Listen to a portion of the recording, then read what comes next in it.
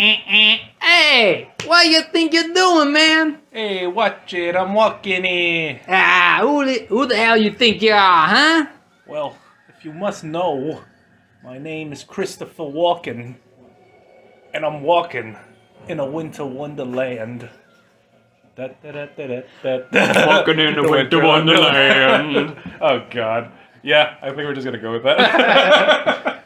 Yeah. Welcome to the D&D podcast. Technically, yes. We're drinking dry. Yeah, I'm Jackson. I'm Angel.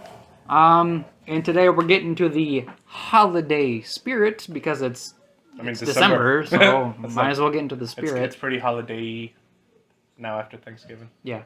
And today's special episode is a holiday homebrew. How many holiday homebrews Holiday homebrew. we're going to talk about today, Jaxie? Well, we pretty much decided, what if... First of all, you want to describe what a homebrew is in D&D? Initially, a homebrew is basically kind of like your own little rule creation for for the games you're running as a DM or as a player. Mm-hmm. Yeah. Obviously, you want to talk with your DM, or talk with your group.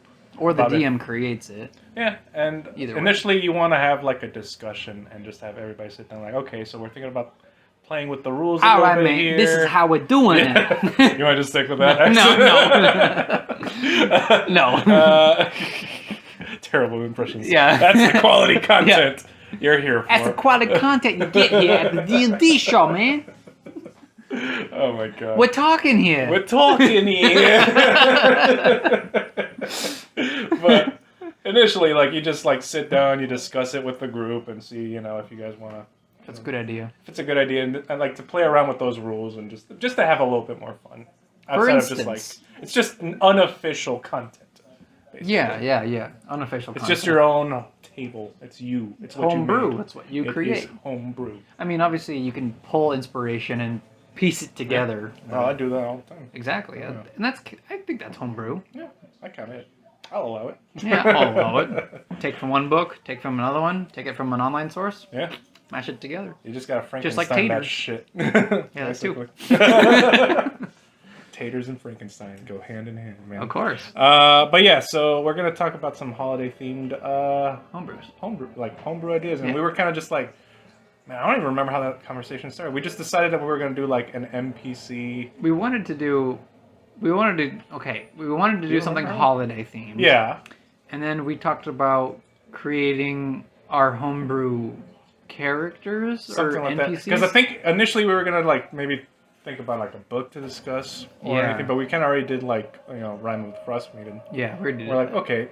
Well, there's a lot of other things there, but it's let's just try a homebrew episode. Let's see how that goes. And then we talked about what if Santa was an NPC? And it became a whole discussion on making Santa Claus I was talking how Santa Claus is some sort of paladin of Christmas, and he rode into battle on a moose. Yeah. With a bunch of elves on war machines, basically. Yeah. And we're okay, well, let's take that idea and then just what if we make a character / creature that's not Santa and then did our own thing? Yeah, just did our own little thing, and I think I like what you came up with too. Yeah, I tried. I like. So, for this episode, you created a creature. Yeah, I wanted to do a monster.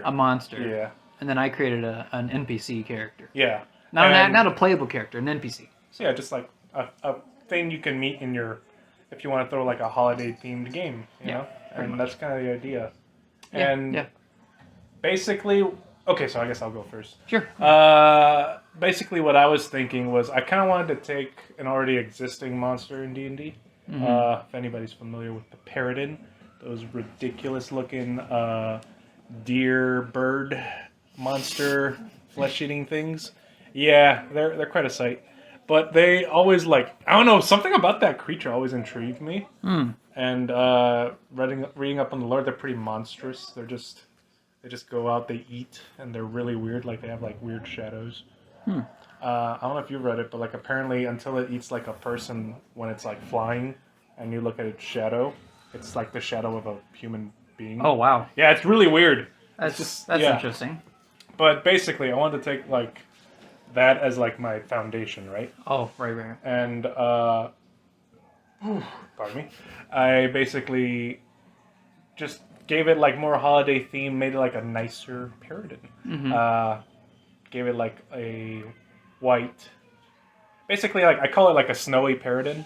And initially it just has like a bunch of holiday themed, like it does like some help. Let me see. Oh, okay. Like it helps Well, out it's like just your like my idea for it was that it would be a helpful creature in like Santa's workshop or something like that. Oh, so like, it like kind of brings supplies and stuff. Yeah, like like that? it helps with like supply runs. Like maybe like Santa uses them for like his sleigh instead of the actual deer. You know, maybe like they look like reindeer, but there's like wings. Something's not Something's right. a little weird here. And they're just like nicer versions of the Paradin. They're kind of like white not feathers. like the other. And they can cast like some spells. I want to give them like a little bit of magic because I mean it's the holidays. There's magic. If going they could around. cast like invisibility, that would be better for Santa. That could be in cool. the That end. or like the mist. Or a mist. Or like a mist spell, Yeah. like a simple little like thing. Like maybe it just 'Cause, like like- breathes and. Or you could do like, along with that, Yeah. if it was like a breath, maybe that's what that's what makes the snowflakes on Christmas so heavy. Oh, that could be cool too. Yeah, I was actually thinking like so. One of the spells I was looking at was the Snilox Snowball Storm. Yeah. And basically it just like conjures up some Just a bunch of snow. just literally it just like brings down like a whole bunch of snowballs in like an area. And I also wanted to give it like a bit of a combat use too, because like I mean these are still like very dangerous, large and bird deer things, Paradins. And they're gonna help in a fight, especially if they see like their boy Santa. Like, hey man, Yeah, if he's in trouble that guy's with trying. the Grinch or that something. that guy's trying to steal the sleigh. Let's or go against fuck him. Krampus, you gotta fight against him. Exactly. So they're gonna have to like do something, and I was like, okay, kind of just keeping a lot of like the base. Hairball. I don't know. That's Pippin, yeah. Yeah, we got a kitty interference. Another kitty interference. Yeah, Pippin's like. Pippin's like, I don't know. He's coughing up something. He's coughing up a. He's coughing up a snowball or something. But yeah, good luck with that, Pip. Yeah, I think he's good. I think he's fine. Yeah. Initially. God, I lost my train of thought. They just keep snowballs, and they keep a lot of like their same base like abilities with it. It's like a very physical creature. It has like I would assume. Not really like a lot in ways of magic, but I wanted to give like maybe like a guidance. Maybe it's more of like a self-defense kind of thing. I kind of wanted to give it like a guidance thing to like help other people too, because I feel like, in my head they're like gentler, more. So if you like form a bond with them, they'll protect you pretty much. Yeah, and there's like maybe like local like you could give it like a bit of a legend, like a myth. A myth, like the Mothman.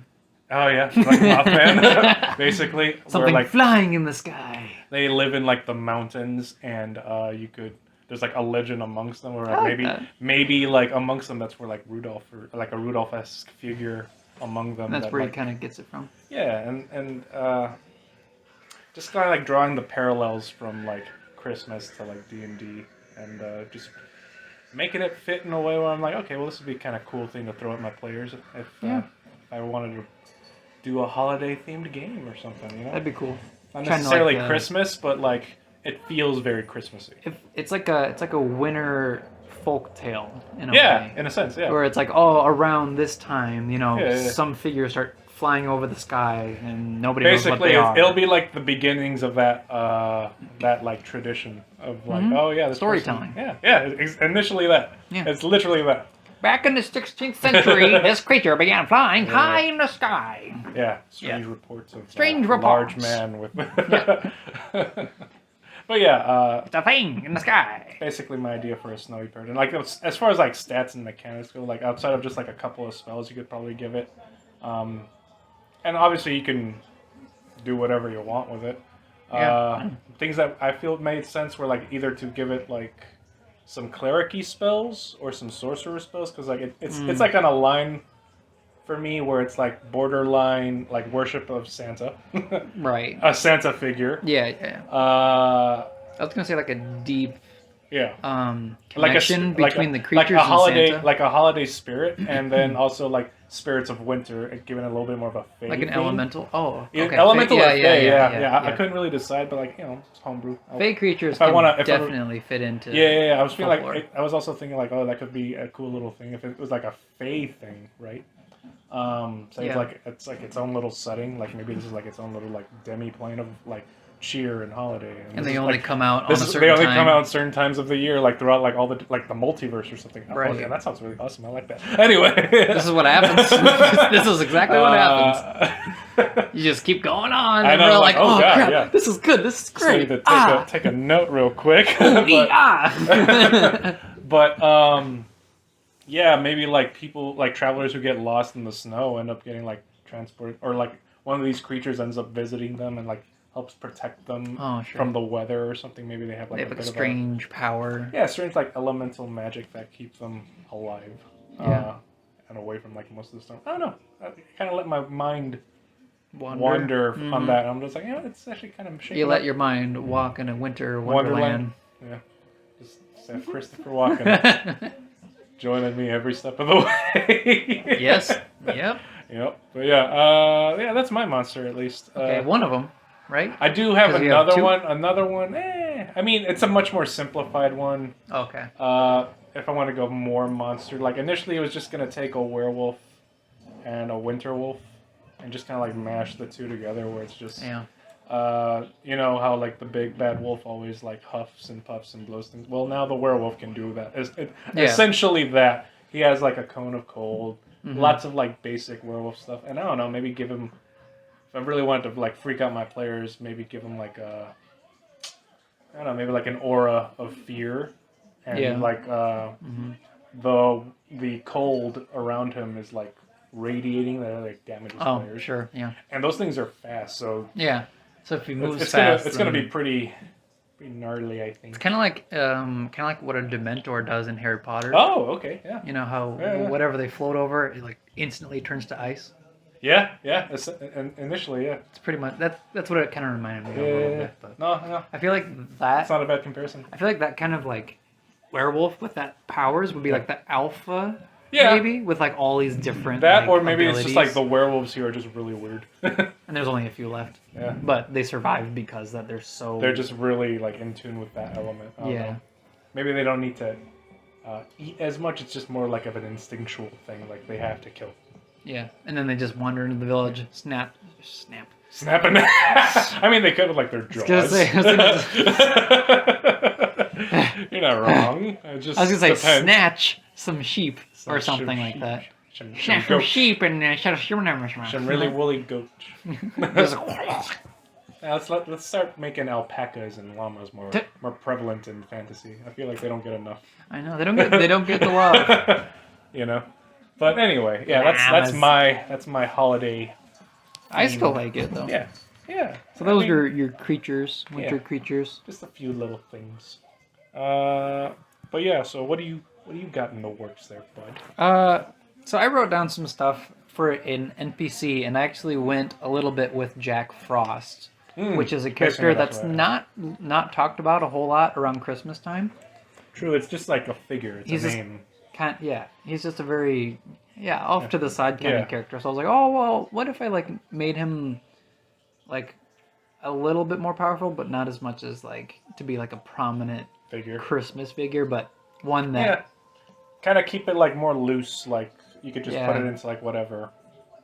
Yeah. Kind of like holiday theme you need. Yeah, and I actually kind of pulled from two different sources. Oh really? For this one. Okay. One of them. Apparently, in the earlier editions of D&D, like 3rd or 4th edition, there is an actual Fey spirit called a Jack Frost. That's a thing? Yeah, like in the early editions. Wow, okay. Yeah, like it's an actual like Fey spirit called I would have thought that was Jack like, Frost. Okay, wow. Obviously, it's an ice... A Fey, an ice that's cool. Fey, elemental spirit. Very that's cool. That's pretty cool, actually. So I took like that idea, and then I also morphed it with Arl's form from Icewind Dale. Yes. And I kind of like combined some stuff, like how like I'll get to it eventually, but how this Jack Frost that I made, he has 3 forms, which comes from Arl's 3 forms. Yeah. But then his powers are mainly from what a Jack Frost from the 3rd edition does, in a way. Like I kind of amped up some of it to make it more of a character NPC that if you go against him, he can do some stuff. Yeah. Yeah. It kind of sounds like it could be like, I don't know, something about it feels very fey. You know? Yeah. Right? Yeah. And it could be like mischievous. Well, mischievous. Here's the thing. Oh, so okay. I kind of wrote down some stuff. Okay. So here's like appearance wise. Sure. I put Jack Frost is fey in nature and therefore is mischievous and sly. He's also very cunning and can easily manipulate others around him. He has charisma. Yeah. He's in his first form. He's slender and humanoid form, taking the appearance of a younger half elf with really tall pointed ears, like the really pointed ears. Yeah, kind of like the thing with the face, like they're more exaggerated features. Mm-hmm. Yeah. His skin is pale blue. Oh, thanks, Toby. Thank you, Toby. And it sparkles with like ice, pretty much. But anyone who is like not resistant to cold, his first touch can cause instant frostbite, and if he keeps it on the skin for longer than 5 seconds, hypothermia kicks in. So like initially, it's like you got to get that thing off you within the round. Yeah. That's scary. Yeah. He can conjure a 6-foot icicle that is nearly unbreakable and slices through most skin. So like he can just go, and it's like an ice spear, pretty much. Oh, that's cool. Yeah, I like that. So that's his first form. Second form, if you defeat the first form, he bursts into a whirling storm of ice and snowflakes. Oh, so it punishes the players for like defeating the first. You're on some Dark Souls shit. You're giving people like phases. Yeah, it's like a white and gray mist, right? Okay. Everywhere he goes, let's see here. There's a 5-foot freezing point. So if anybody who's not resistant to cold damage in that area takes cold damage through frostbite each turn. He can also cause a separate, smaller whirlwind within a 20-foot radius. So he can like summon another whirlwind, but it won't be as damaging. But you still get cold damage on it. So it's like. And he can also summon clouds that make snowfall. Okay. And that's the second form because he's so a lot of like AOE more here. Because he's in his storm phase, so it's a lot of elemental themes like whirlwinds and storms, and if you get close to him, you get frostbite. So is he basically like a spellcaster in a sense? Yeah. Okay. On his third form, he's mostly primal and made almost completely of blue ice. Oh wow. So this is where he just becomes an icicle. Yeah. There's the only thing that you can. Popsicle. Yeah. He becomes a popsicle. Yeah. My true form. My true form, a popsicle. My final form. Lick him! No! The only facial features that you can see is 2 piercing white eyes and sets of jagged white teeth. And on his arms they're like spiked with icicles, pretty much. Let's see. He is usually in a frenzied mode by this point, and he's in like a raging. He's in a rage. His final. He wants to survive. His final phase, yeah. Yeah. If he's close enough, he's able to bite down on targets, and if he succeeds on like grappling saves, I think it's like after like 3 turns, he can amputate limbs pretty much. So he can like bite down, and it just sinks deeper and deeper each turn. And if the character like fails and he succeeds, off goes their arm. Jesus Christ, you've been learning from Dark Souls a little. Yeah. And obviously he's immune to cold damage and piercing damage. Naturally, if you're just gonna be made of ice. Yeah. I mean, just to to get it out there. I don't. Also, so That's along scary. with this, I had him have 5 spells that he could use, and they're not like huge, enormous spells that are, like 10th level, but like this first one is ice knife / icicle because he has an icicle in hand. Yeah, they basically just like conjure. Yeah, and it's an arcane conjuration spell. The impact of the knife or icicle causes not only flat damage but also a wave of cold to the creatures within a 5-foot radius. Yeah. Then there's ice darts, which is an arcane conjuration spell that pretty much throws icicle darts at the opponent. So it's kind of like a magic missile. But it's just ice. You just reskinned it to be ice damage instead of just force damage. Yeah. Well, it's both piercing damage and cold damage at the same time. Right. I'm just saying like magic missiles force damage. Yeah. Yeah. It's basically like it's an icy magic missile. Yeah, Initially. Then there's Ice Storm, which is an evocation spell, and this is a level 4 spell, so it's like Oh, so he's a pretty decent spellcaster. decent, yeah. So this spell causes large hailstorms to bombard on an area, inflicting both impact and cold injuries to those who are struck. You want to know what I like about this Jack Frost that you made, basically? Yeah. Initially, he just comes off as like very mischievous and fey, and just like plays like a lot of pranks, probably. Yeah. And then, like, as you like actually have to like fight one of these guys, he becomes like, depending on like how much you damage him, he just becomes like this more and more primal. That's what I had in mind, actually, and I'm really glad that you actually kind of noticed that. Because at first you're like, oh, this guy's all right, maybe he's not that bad, and then you start like, then all of a sudden, let's pick a fight with him. We need something. Which and then all of a sudden you're like, oh crap. Yeah, because like it kind of plays into like the whole idea of like the Feywild too, because like it's not everything is as it seems. Yeah, exactly. And there's more going on than what initially is being presented to you. Which is why I like that. Which is why I had Jack Frost as a Fey being, because he's very tricky and like you don't know his true power until he's until you're fighting him. It's almost like he's like a bit of a in between Fey and Elemental. A little bit. Because like towards the end of the his phases, he becomes more and more icy. More attuned to nature. More cubey. Ice cube. Ice cube. Another spell, not really a spell. It's Frostbite, and it's a touch spell because that's when he bites down. In an instant, the victim is subjected to extreme cold, causing frostbite, a numbing of the extremities, and the symptom of hypothermia, leaving the target with fatigue, as if they suffered long exposure to frigid temperatures. So even that kind of feels like you might be giving them like a level of exhaustion. Yeah. Ooh. Because they get bit down, and like let's say like if you for whatever reason you really got to be committed to killing this thing. You're like, yeah, that guy gotta go. Yeah, pretty much. And the last spell I had was Reya of Frost. Yeah. And this is a cantrip spell, and it's pretty much an arcane spell that when it's casted, the spell conjures a frigid blast of cold, freezing, with freezing air. Yeah. And when it's toward the target, let's see here, over a distance of no more than 60 feet, they slow the movement down for a brief moment. So it's pretty much just like a cold wind that he just sends. Yeah. Like especially if like some people are like running away or whatever. If they get too close, then he's just like, he like tries to push them back with this.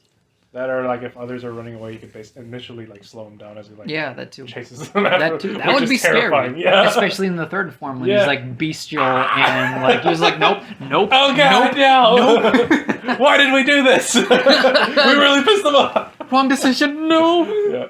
Wow, that really escalated quickly. That's funny. So that's my Jack Frost NPC. Yeah. And that's not even the finished form. So. I actually wonder how you would like go about meeting this NPC. Like, do you think? How do you envision it? I guess. How I envisioned it was that, let's say, okay, I wouldn't have this in the Feywild. He's Fey in nature, but he can also teleport between the Fey world and like the common world. Whatever. Yeah, the material world, plane. So like basically plane shift between. Yeah. Like let's say like there's like a party of adventurers and they need like a specific item or weapon or whatever. Oh, so you would be like a sail. Yeah. Sales or a trader. Something. Yeah. Like the company needs something, but the land is protected by this Jack Frost figure, and they've learned it through, lore, folklore. Yeah. They're like, oh, maybe he's real. Maybe, because he doesn't really come out very often. Yeah, like almost never, unless if something threatens his land, and then that's when he comes out, and he has all of his people. Let's say like, it doesn't necessarily have to be all Fey, but like people, quote unquote people, the beings who have allied with him protect his land, and in return he lets them live on the land. So the party members come in and they're like, hey, we're looking for this, and they're like, I don't know, maybe you should talk to Jack Frost about this. And they're like, oh, he's real. Yeah. Yeah. And then, depending on Okay. if they, side with him or not, or if they pose a threat, all that. It really depends on what the players do at that point. True. That's how I envisioned it. Okay. So, and obviously... This could be... I would probably use it as, like, maybe... like what you were going with, like, maybe he, like, has an effect on the land. Mm-hmm. From the Fae, obviously. And maybe something about, like, what the people are doing in this land, or, like, maybe, like, the new... Maybe, like, the mayor or whatever of this, like, town is just, like, not really, like, paying its respects to it, or doing something that's, like, basically pissing it off. Yeah. And now it's starting to affect their livelihood. Okay. So now the adventurers are, like, investigating what's going on, and that's probably, like... Okay. Along the way, they discovered, like, oh, it's this Jack Frost figure that we have to, like... Sure. Talk to and confront. Like, then we'll see, like... Yeah, Okay. There's a lot you could do with that, I feel. You can do a lot. That's the nice thing about homebrew is, like, you can just do... Yeah. Whatever you want. Yeah. And then you can just throw it at your... if you're See a if DM, you just throw it at your players and see, be like, man... Like, if you got those players who, like, just read the monster manual. Yeah. And, like, know, like, oh, I know all the monsters and stuff. And, like, I'm like, Do you? Let's see. Just start tinkering with, like, some ideas. That's the thing, because you didn't know that Jack Frost was from the 3rd edition. So no. it was like those little... basically, initially, you could just, like, reskin it for, like, 3rd edition. That's the really cool thing about homebrew is that you can take something from, like, an early edition, put it to, like, 5th edition, and be like, oh, like, here's the thing. Yeah, if you're willing to put in the work and, like, you really want to run with the idea, hell yeah. Which is, like, when I started looking up a Jack Frost face spirit, I was like, this is really cool. I don't know how they don't have it in 5th edition. Yeah, right. So I know. That's why I got really creative with it. So. Yeah. That's the nice thing about homebrew. You can just make my own thing. Make it my way. All right. Well, I think that's basically it for this episode. So. Yeah. Not much. Well, it's a homebrew thing. It's just kind of like, this is our ideas. Yeah. We liked it. It's winter themed, so it's gonna be nice to come back to this at some point when I that would be cool. Yeah, I'd be like, oh, remember when we talked about those winter things? It's like, hey, let's do another one. Another one. I kind of like this homebrew episode. It was good. We'll probably do another one eventually. Yeah. When we run out of ideas. Initially, yeah. We'll see what comes in the next one. But the next one, I guess, I don't know. We never really know how to end these. No, not the D&D ones. No. We can always put Kermit in the other episodes. Yeah, Kermit kind of rules the other episode. He's the king. Yeah. I am the green king. Bow down before me, peasants. I feel like he's going to become a homebrew. I am Kermit, the Almighty. Oh, God. All right. That's enough, Kermit. Get out of here. That's enough. Okay, all right. Get out of here. Get out of here. Get walking. Till next time. Bye.